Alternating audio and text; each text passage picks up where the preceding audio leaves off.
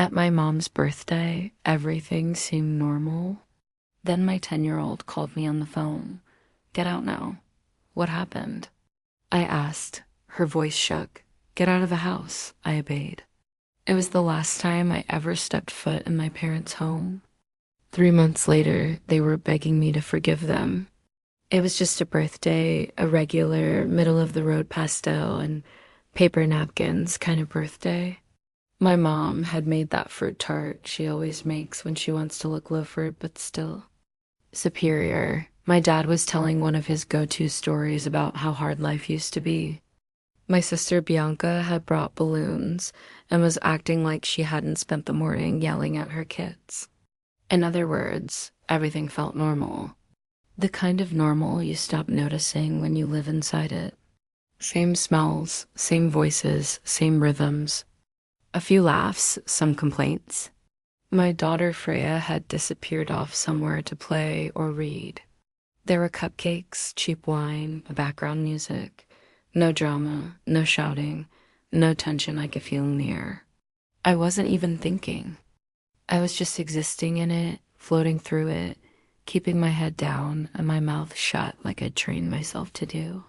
Keep things light. Don't bring up the hard stuff. Smile like you're not tired. Play along. Looking back now, I want to shake. Myself, how did I not feel it? How did I not notice anything was off, but I didn't? If anything, I thought maybe things were starting to get better, that maybe we'd all settled into some kind of peace. I even caught myself smiling once or twice. And then my phone rang. I pulled it out of my pocket and blinked at the screen. My daughter calling. That was strange. She usually just came and found me if she needed something. I looked around, didn't see her. Maybe she was upstairs or in the backyard. I answered, hey, what's up? Her voice hit me like a punch. Get out now. I stopped moving. The room didn't stop, but I did, like the air had shifted. What happened? I asked, just get out.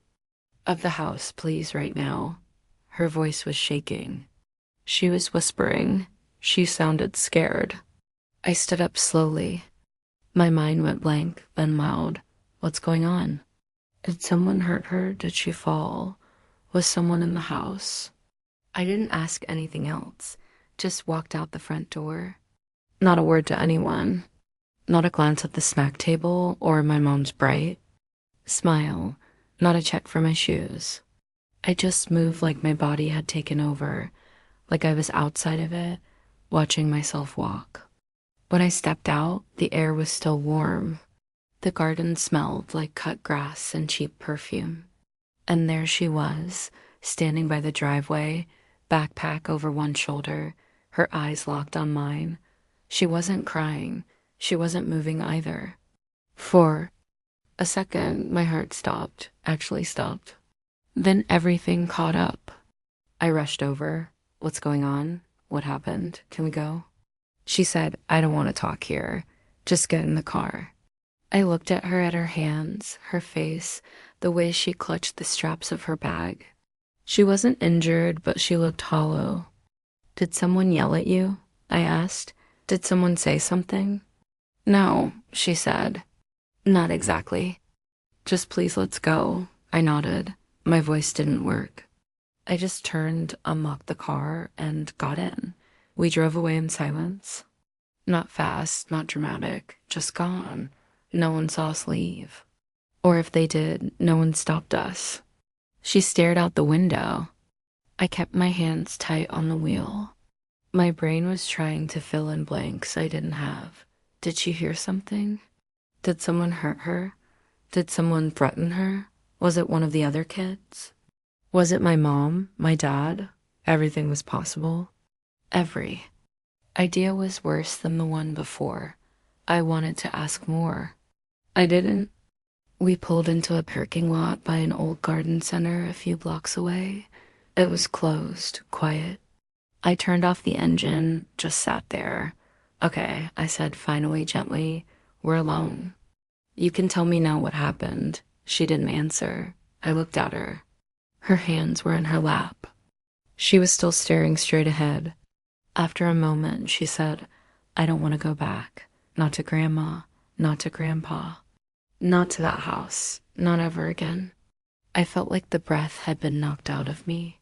Her voice wasn't angry or dramatic. It was flat, honest. The way you say something when you've already made the decision and lived with it in your head for hours before saying it out loud.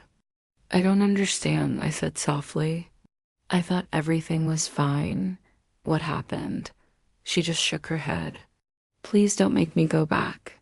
I sat there staring at the steering wheel, trying to make my brain catch up, trying to connect the dots when I hadn't even seen the board. I won't, I said finally. I won't take you back there. And that was it. She didn't explain.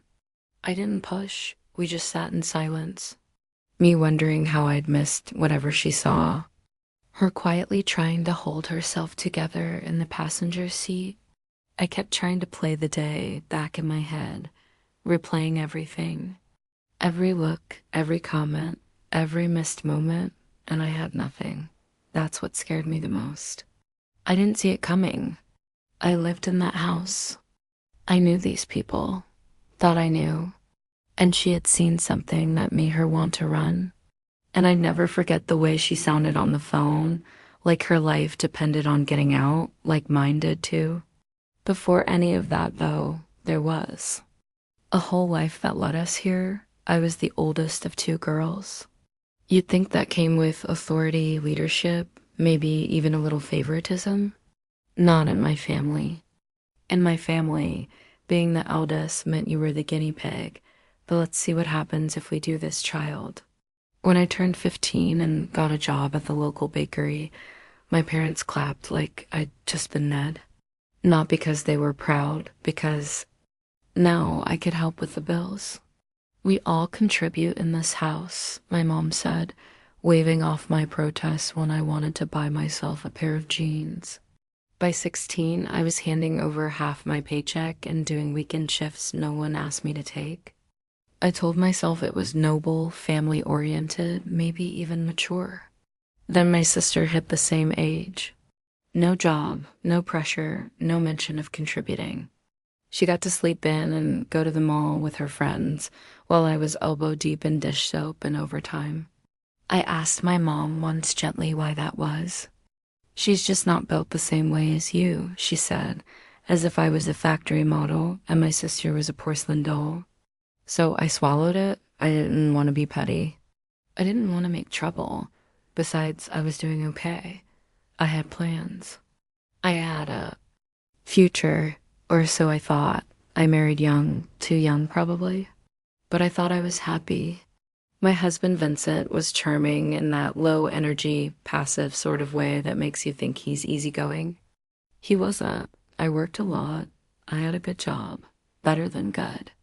Long hours, good salary, solid reputation. Vincent worked part-time. Said he wanted to spend more time with Freya. Said I was better at the career stuff anyway. And at the time that worked for me, I didn't question it. I didn't realize how fast imbalance can start to feel like normal. Then things shifted gradually at first. He got short-tempered, withdrawn, snapped more often. His presence started to feel like walking on cracked glass. Nothing broken yet, but you felt it in your steps. And it bled over, not just with me, with our daughter too. Not hitting, not bruises, but shouting, slamming, long silences, threats muttered just low enough to deny. The final straw was the bottle. He threw it across the room. Didn't hit anyone. Didn't mean to, he said. But our daughter was in the hallway. When it shattered, she flinched so hard she dropped the mug in her hands, and something in me cracked. I didn't wait to see what came next. I packed a bag, took my daughter, walked out. I went back to the one place I never thought I'd meet again, home, except it wasn't really home anymore. My parents took us in technically, but it was clear from the beginning that it came at a cost. By moving back, I gave up my job. There was no way I could keep up that schedule as a single mom. Not with court hearings, trauma therapy, school pickups, and a kid who had started flinching at sudden noises. And in my line of work, part-time options are like unicorns. I settled for something flexible and humiliatingly underpaid. Enough to survive, not enough to live, and definitely not enough to support anyone else, which was a problem because for years I'd been the golden goose. When I was still earning, I'd sent my parents money every month, covered big bills, took care of small ones without them asking. I even paid for their all-inclusive vacation to Portugal 2 summers ago. They still talk about it like it was the highlight of their lives. So when the checks stopped, their lifestyle took a hit, quiet but noticeable. They weren't happy, not openly, but in the little things. The way my mom sighed when she looked at the grocery bill, the way my dad brought up the water bill twice a week, the way they suddenly forgot to add me to the family group chat, and the house was packed. My sister and her husband lived there too, along with their 2 toddlers who had the energy of caffeinated raccoons and zero volume control. They lived there basically rent-free. My parents doted on them, watched them, babysat, bragged. So I thought, if she can stay here with her circus, I can stay too, right? But it didn't feel right. From day one, I noticed the shift. My daughter's drawings didn't stay on the fridge for more than a day. Her plate was cleared before she finished. Once she got scolded for talking too much when all she'd done was laugh at a cartoon. There were stares. Not from everyone, but enough. She noticed it too. Of course she did. She stopped spending time downstairs. She clung to me more. She asked if we could have our own place soon, and I told her we would, that this was just temporary, that family was supposed to help. I really believed that until the day she called me and told me to get out of the house. We sat in the car, parked under a sad little tree in a quiet lot. My hands were on the wheel, but I wasn't going anywhere. I finally spoke. "Can you tell me what happened?" She didn't hesitate, not this time. "Grandma and Grandpa and the aunt, they don't want me there." She said they were talking. I was in the bathroom. They didn't know I could hear. I stared ahead, let her talk. "They said they're going to send me back to Daddy, that I'd be better off, that they're planning something." She said it like it was just information, weather, nothing personal. "I don't want to go," she added, still looking straight out the window. "I don't want to be near him." I didn't say anything. She had overheard a plan to hand her back to the man I'd taken her away from, and I hadn't seen a thing. When I was a kid, I thought betrayal would be louder, like someone yelling surprise with a knife in their hand. Turns out it was quieter. Sometimes it hit in bathroom tiles and murmured through thin walls. Sometimes it was whispered by the people. "Who raised you?" I looked at her. They said, "What?" She didn't blink. "They're planning to make you lose me." They were talking in the kitchen. I was in the bathroom. They didn't know. I waited, braced. They said you'd lose custody anyway, that they could help it happen faster, that Daddy would take better care of me, and if I went back to him, then you go back to your old job, start helping them again. I opened my mouth, but nothing came out. They said you'd be better off. She paused. They said they could plant something in your stuff, drugs, maybe, so it looks bad. And then call child services. Silence. They want to frame me. She just nodded. Her lips were pressed so tight together. They'd gone white. "And you're sure?" "They said it, Mom. They said it all. That I'm too much, that I never stop talking. That the house is full and it used to be so nice. They said you're not useful anymore, and that he was always the better parent." I felt something shift. Not snap, not shatter, just shift. She said, "So I packed what I could. There's 2. I left." "I called you?" I looked down at her small backpack in the footwell. She'd remembered to grab my charger. I nearly lost it right there. Instead, I turned the key and drove. I didn't go back. Not for clothes, not for answers, not even for my toothbrush. I drove straight to Chris's house. Chris and I have been friends since we were 10. Never dated, never tried. Just one of those.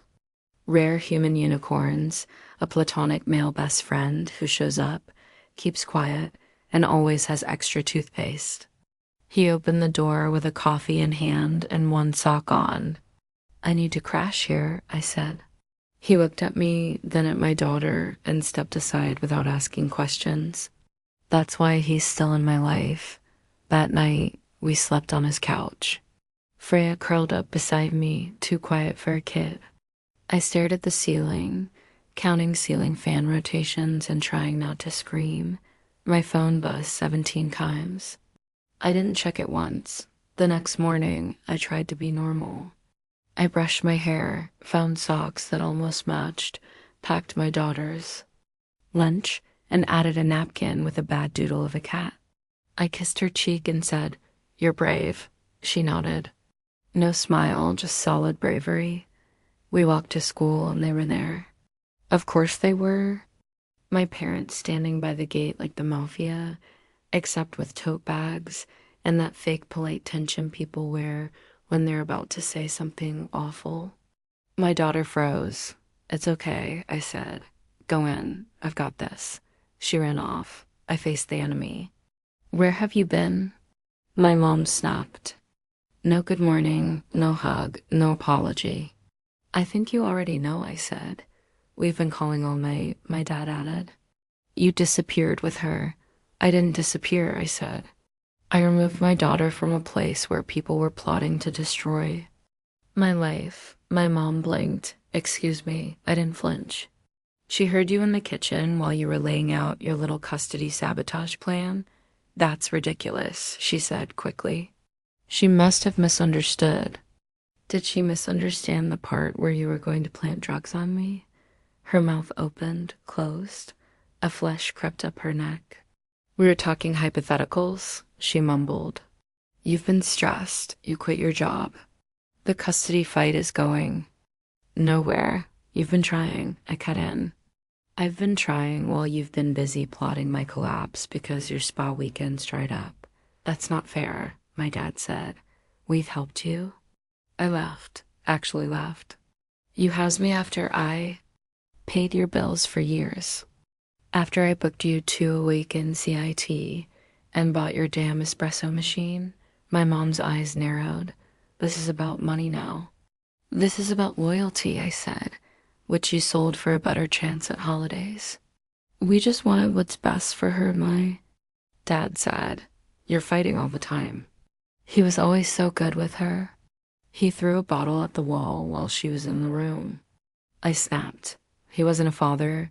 He was a threat, and you knew that. My mom folded her arms. "You're emotional?" "You're blowing this out of undone," I said. "I'm done letting you twist this. You tried to wreck my custody case. You tried to erase me as a mother so you could go back to being comfortable." There was silence. I looked between them. "You want comfort? You'll have it. Starting now, you'll never hear from me again. Not a cent, not a visit, not another ounce of me." "Don't be dramatic," my dad said. I turned. "You haven't seen dramatic." And I walked away. That night, Chris found me in his kitchen, arms wrapped around a mug of tea I hadn't touched. "You okay?" he asked gently. "No," I said, "but at least I know where I stand." My daughter came out in her pajamas, holding the bad cat doodle napkin in her hand. She didn't say anything, just sat next to me and leaned her head on my arm. I didn't cry, not because I wasn't devastated, but because I was too exhausted to. I'd lost my parents. Or maybe I just finally admitted they were never really mine to lose. What I hadn't lost was sitting next to me, and I'd burn the whole damn world down before I let anyone take her again. You'd think after everything that had already happened, I would have learned to relax when things got quiet, but I didn't. Silence, I found, is just betrayal, taking a breath. It had been weeks since we'd heard from my parents. No messages, no threats, no weird cousin reaching out to check on us. Just stillness. Chris called it peace. I called it suspicious. Freya was doing better, slowly sleeping again, eating again. She'd started drawing these odd little comic strips of wolves fighting snakes, and I didn't ask questions because they all ended with the wolf winning and curling up in a den with her cub. That was good enough for me. I was still staying at Chris's. I say still like I had some lease lined up and just hadn't signed it yet. I didn't. I had nothing lined up. And Chris, bless him, hadn't once hinted that we were overstaying. He made Freya pancakes and me coffee and said things like, "You can stay as long as you need." And I started to believe he meant it. Then came the job offer. It was flexible. It paid well, and I wouldn't have to sell my soul or give up seeing my kid just to afford cheese again. I didn't cry when I got it, but I did lock myself in the bathroom and laugh until I coughed. That job was my first piece of the old life. The good part, clawing its way back. So, of course, that's when I saw the photos. I wasn't even snooping. I opened Instagram to check if Freya's school had posted any updates about the art show. And there they were, my parents, on a beach with Vincent. Vincent, sunburned and smiling like someone who knew the judge personally. Bianca was there too, looking smug as a wet cat, holding a coconut drink like it was court admissible evidence. The caption said, "Family first." So proud of the kind of dad he is to our granddaughter. I didn't drop the phone. I just stared at it, then turned the screen to Chris and said, "Well, that explains why they've been quiet. They're tanning their betrayal." He didn't say anything for a while. Then he handed me a cookie. That's why I love him. 2 days later, Child Protection Services showed up. They knocked at 9 a.m. on a Thursday. I opened the door half-dressed. Freya was brushing her teeth, and Chris was somewhere in the back trying to fix the leaky faucet with the world's smallest wrench. We received a report, the woman said, clipboard in hand. Her colleague standing slightly behind her, scanning the hallway like we might be hiding meth in a potted plant. I didn't have to ask who reported me, but I did anyway. "It was your parents," she said. Of course it was. They said I'd run off with Freya, that I was unstable, that I didn't have a permanent home, that I was involving strange men in my daughter's care, which I guess was Chris, who was currently in the kitchen pouring juice into a cup shaped like a unicorn horn. They checked the bedrooms, asked Freya a few questions, inspected the fridge, found nothing, said we'd hear back only if further action was needed. I thanked them with the emotional warmth of a sandwich bag. Then I went into the bathroom and vomited. The next day, I sat across from my lawyer while he poked at a salad and said things like, "This is serious, Vanessa." "No kidding," I muttered. He explained that if my parents testified for Vincent in the custody case, which was now days away, it would hurt a lot. They're close family, he said. They know you well. If they paint a picture of instability, it'll hold weight. I looked at my lawyer, who once wore a tie with flamingos on it to mediation, and asked, "Do you think I'm going to lose her?" He sighed, "Not if she speaks." That night, Freya asked me if she would have to talk in court. I said yes if she wanted to stay with me. She didn't even blink. She just said good and went back to sketching her wolf comic. This one had snakes wearing grandma wigs. The courtroom smelled like air freshener and lies. Vincent showed up in a suit so stiff it looked like it was wearing him. My parents came in after him, sat behind his chair like they belonged to him now. Bianca didn't even look my way. Freya sat beside me, swinging her legs nervously. Chris gave me a half smile and sat in the back, a steady shadow. The first day was brutal. My parents took the stand and said I was moody and not emotionally stable. My mother said I'd always been too sensitive. My father nodded like he was being interviewed for a documentary called How to Destroy Your Daughter in Court. Bianca echoed them. Vincent was a wonderful father. She said he stayed home. He cared for Freya. He was always patient. I wanted to stand up and scream. Then why the hell did I leave him? But I didn't. I sat there, nails digging into my palm while they described a version of me I didn't recognize. And then finally, it was Freya's turn. She took the stand like it was a school presentation. Looked at the judge, not at her father. I want to live with my mom, she said. She listens to me. She makes me feel safe. She's never yelled at me. They asked about Vincent. She hesitated, then said he gets angry. He throws things. He threw a bottle once. It scared me. Silence. And then she said, I don't want to live with him. I don't feel safe. They asked if anyone else ever made her uncomfortable. My grandma and aunt said they wanted me to go live with him, that they were going to make mommy lose me. They said they'd put stuff in her bag to get her in trouble. Dead silence. I wasn't crying. I couldn't cry. I felt like I'd been dropped into a vacuum, and that should have been enough. But the universe wasn't done. During the break, Vincent approached my mother. They were arguing.